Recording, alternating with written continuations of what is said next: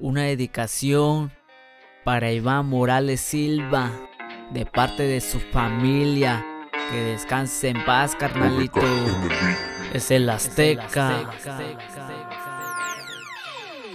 Hoy triste yo estoy al saber lo que pasó. Te fuiste, carnalito, sin decir adiós.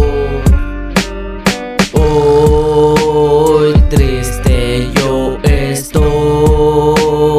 al saber lo que pasó. Te fuiste, carnalito, sin decir adiós.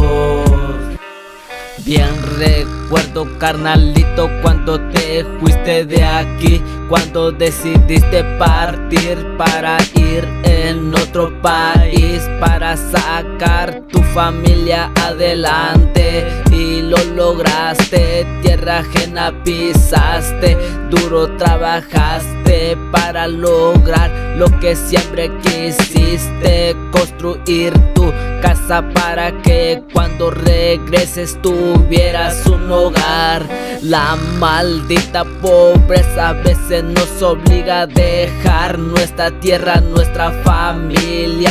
Hoy el norte cobra otra vida. Descansa en paz, carnalito Iván. 15 de junio de 2020, tristemente se accidentó en la ciudad de Nueva York, por allá en el Bronx. Una noticia nos llegó que me partió el corazón al saber que te fuiste, carnal, sin decir adiós.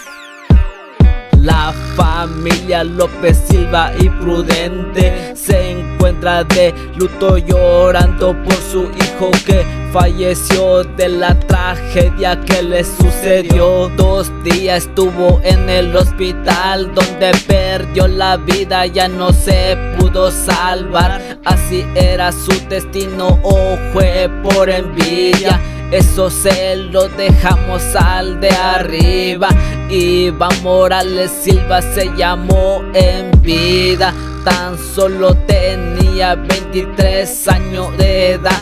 Originario de Hierba Santa, Guerrero.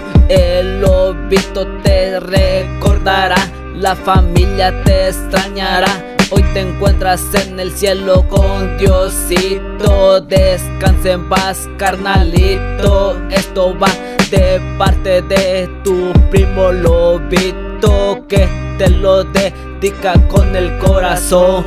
Hasta allá en el cielo, carnal.